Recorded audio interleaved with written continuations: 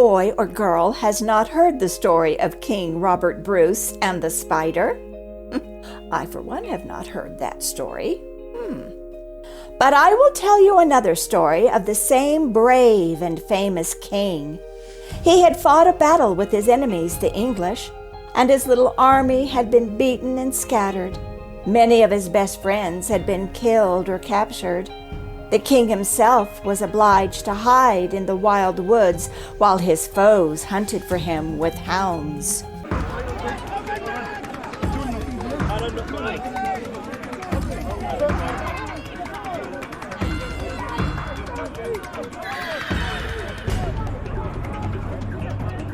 For many days he wandered through rough and dangerous places. He waded rivers and climbed mountains. Sometimes 2 or 3 faithful friends were with him. Sometimes he was alone. Sometimes his enemies were very close upon him. Late one evening he came to a little farmhouse in a lonely valley. He walked in without knocking. A woman was sitting alone by the fire.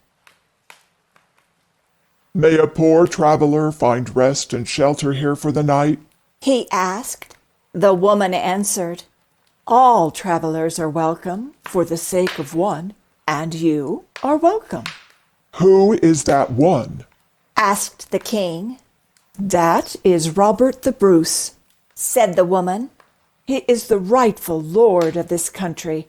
He is now being hunted with hounds, but I hope soon to see him king over all Scotland." "Since you love him so well, I will tell you something. I am Robert the Bruce." "You?" cried the woman in great surprise. "Are you the Bruce, and are you all alone?" "My men have been scattered, and therefore there is no one with me." "That is not right," said the brave woman.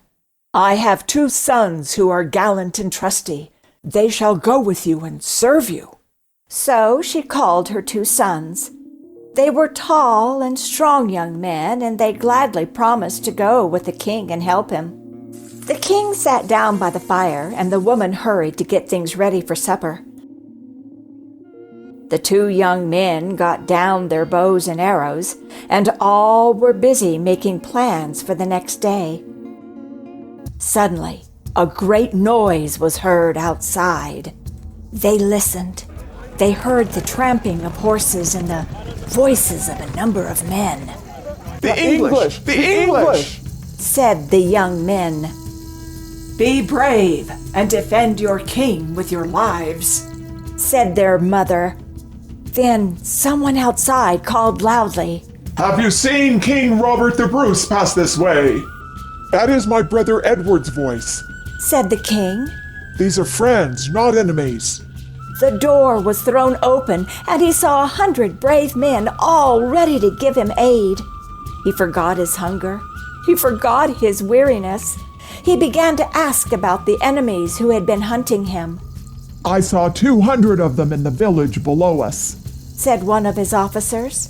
"They are resting there for the night and have no fear of danger from us. If you have a mind to make haste, we may surprise them." "Then let us mount and ride," said the king. The next minute, they were off. They rushed suddenly into the village.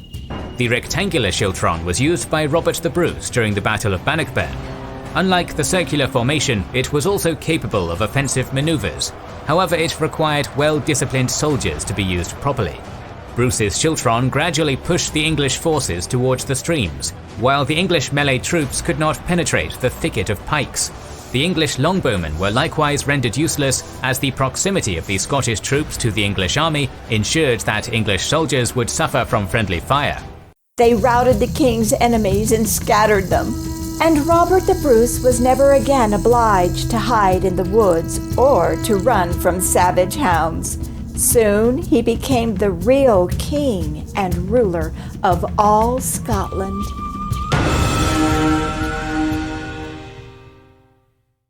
Robert the Bruce requests that you subscribe to Traditional Classic Tales read by Sherlynn. Thank you for your time.